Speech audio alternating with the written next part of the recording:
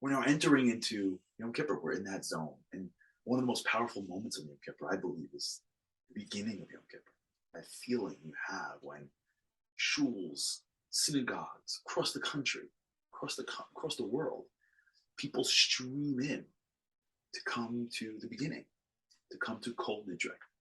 And whether you've prayed in a synagogue every day or whether you pray once a year, usually, if you're going at all, you're going to Kol Nidrei.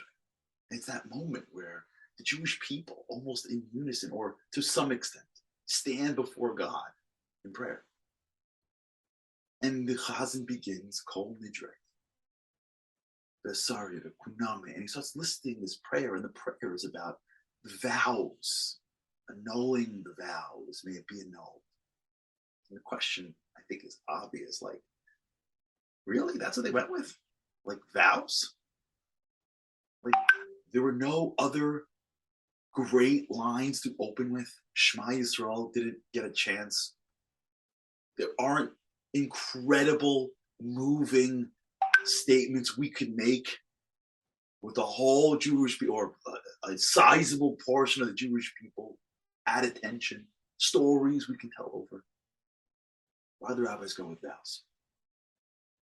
So, in truth, the answer is much deeper than I'll ever know. But I want to give you a perspective. Yom Kippur is all about one thing, really, in my opinion. Change. It's change. This whole exercise, this whole time period is not about feeling guilty. It's not about feeling bad. It's not about feeling sad. It's not about feeling scared. It's not about being bored because you have to show up because you were told as a little kid that if you don't show up, God's mad at you and you need something from God later in that year at all. It's that we have greatness within us. We're a piece of God inside us. We are a ray of divine light. And the world has convinced us that we're bodies that need to compete and win to feel valuable.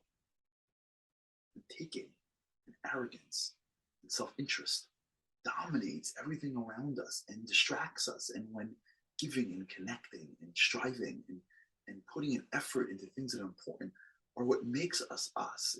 This is a period of time where we reconnect to our cause, our purpose, to God. It's about change. And we begin this process and we get to Rosh Hashanah and we start thinking about it. And as the days continue on, it climaxes in Yom Kippur. And Yom Kippur is that final day where anything is possible. Where God, so to speak, sort of like pulls away the negative energies and says, just be you. Dig in. Don't get distracted by food and drink and desires. Don't stay distracted. Just focus inward. You're like an angel.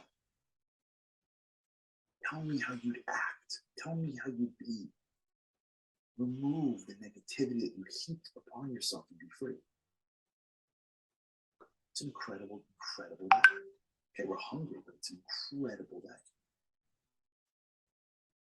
But there's one thing that's going to hold us back. Ourselves. I was talking to somebody recently. They were in the middle of a problem. And I said, why don't you do this? Well, we can't. Why don't you do this? Well, I can't do that. Well, why don't you do this? Well, I can't do that. After like 5 minutes of everything I suggested, they can't. I'm like, I got it. I know why you're in the problem. Because you can't do anything. I can't. Our perception of ourselves, of what we can and can't do, is so much more limiting than what we actually can and can't do. You know what's going to block change? Not ability. It's negative perspective. It's limiting beliefs. What's a vow? A vow is something that you say that restricts you. A vow is something that you say that you create a restriction for. It didn't happen before you said the vow. The vow creates some level of restriction. You have to do something or you don't have to do something. It's a self-imposed limitation.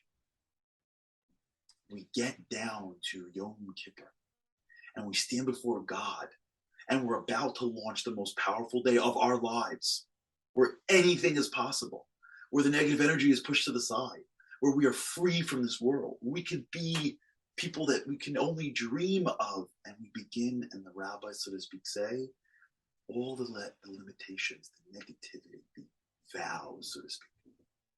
You are, you're not, you'll never, I can't, I won't.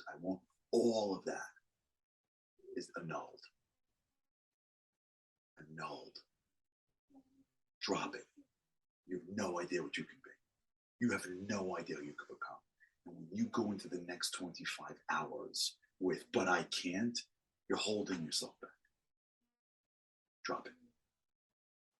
And if we allow ourselves, now we have a few days before Yom Kippur, to start to see the limited thinking that has held us back all these years. We allow ourselves for just a period of time to be free, to see what's possible. There's no telling who we could become. But dropping the self-imposed limitations, we free ourselves, become the person that deep down God knows we can.